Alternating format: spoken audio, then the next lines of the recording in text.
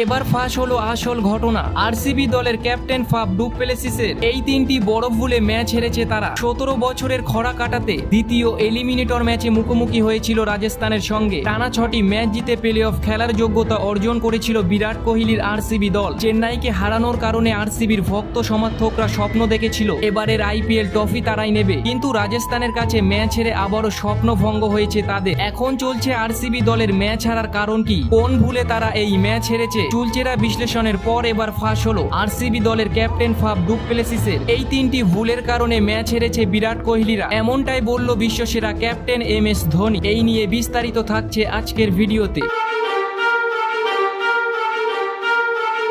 RCB match হারায় এর মধ্যে রয়েছে বেশ কিছু কারণ। এর মধ্যে সব থেকে বড় কারণ হলো ব্যাটিং লাইনার। তারা চেন্নাইয়ের ম্যাচের মতো রাজস্থানের বিপক্ষে শুরুটা করতে পারেনি। আজকের ম্যাচটা ছিল বাঁচা ও মরার লড়াই। যে দল হারবে তাদেরকে বাড়ি ফিরতে হবে, এটাই কনফার্ম। এমন পরিস্থিতিতে প্রথম ওভারে 2 রান আশায় চাপে পড়ে যায় আরসিবি দল। ক্যাপ্টেন ফাফ ডু প্লেসিস মাথা গরম করে বড় শট খেলতে গিয়ে নিজের উইকেট হারিয়ে বসে। 37 রানে প্রথম উইকেট হারিয়ে বসে তারা। তারপর 56 রানে বিরাট কোহলি আউট হয়ে যায়। আর 97 রানে 3টি উইকেট হারিয়ে আরসিবির ব্যাটিং অর্ডারে ধস নেমে যায়। রাজস্থানের বোলারদের সামনে আজ বড় রান পাননি রজত পাটিদার ও ক্যামেরুন গ্রিন। তারা 172 রানে আটকে যায়। আর এটাই এই ম্যাচ হারের কারণ হয়ে দাঁড়ায়। আকাশ সমান স্বপ্ন নিয়ে বিরাট কোহলিরা আজকের ম্যাচ খেলতে নেমেছিল, কিন্তু সেমিফাইনালে ওঠার আগেই সেই স্বপ্ন ভঙ্গ হয়ে যায় বিরাট কোহলিদের। আসলে এই ম্যাচটা আরসিবির দোষে হেরেছে, কারণ আরসিবি দলের বোলাররা শুরুতেই রাজস্থানের একটিও উইকেট নিতে পারেনি। রাজস্থানের 2 ওপেনার মাথা ঠান্ডা রেখে পাওয়ার প্লের মধ্যেই 50 রান করে গিয়েছিল। ততক্ষণ এই ম্যাচটি রাজস্থানের ফেভারে চলে যায়। আজকের ম্যাচে বল হাতে ব্যর্থ হয়েছেন চেন্নাইয়ের বিপক্ষে ম্যাচ জেতানোর হিরো যশ দয়াল। 4 ওভার বল করে একটিও উইকেট না নিয়ে 37 রান দেন তিনি। আজকের ম্যাচে মোহাম্মদ সিরাজ 2টি উইকেট নিয়েছিল, কিন্তু ততক্ষণ রাজস্থান 157 রান করে ফেলে।